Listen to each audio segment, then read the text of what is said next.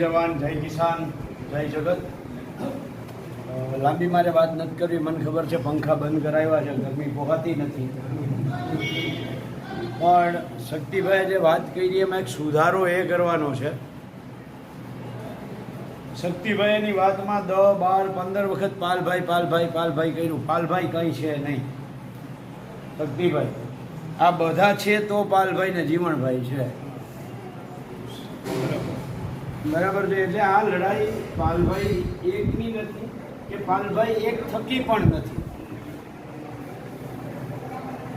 આપણે સવારે હાલતા થયા અહીંયાથી કન્ટિન્યુ કૂદકા મારતો દોડતો આ છોકરો પણ આ લડાઈનો સૌથી મોટો સંઘર્ષનો સાથી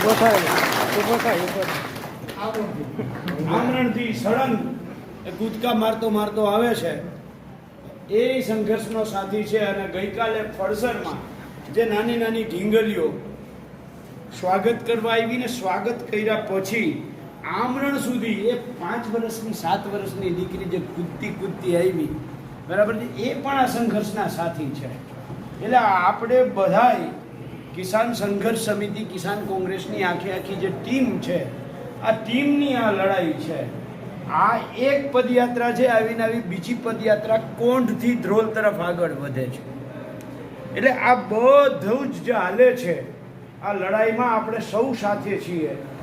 અને મારો આગ્રહ એટલો જ છે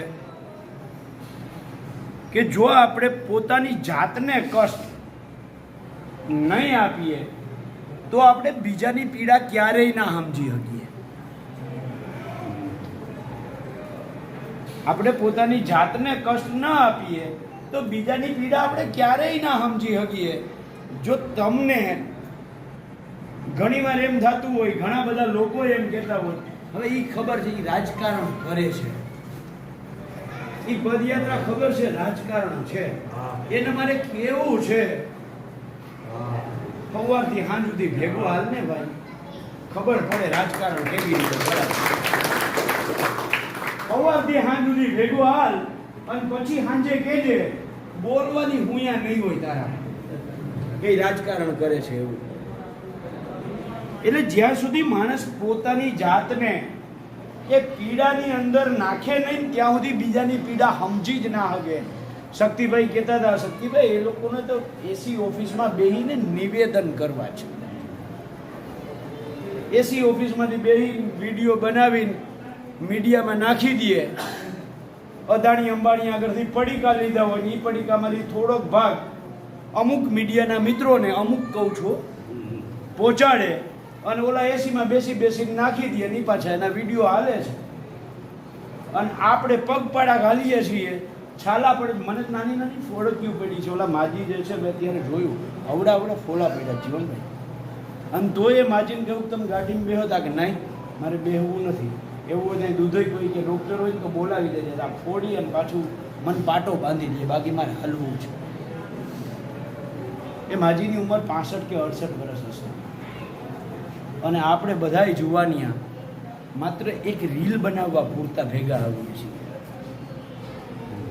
આપણા ખેતરમાં થાંભલો આવે છે, આપણે યાત્રામાં સાથી છીએ, એનો એક સોશિયલ મીડિયામાં રીલ મુકાય, એક ફોટો મુકાય, એના માટે આવીએ છીએ. ખરેખર શીખવું હોય તો માજી આગળ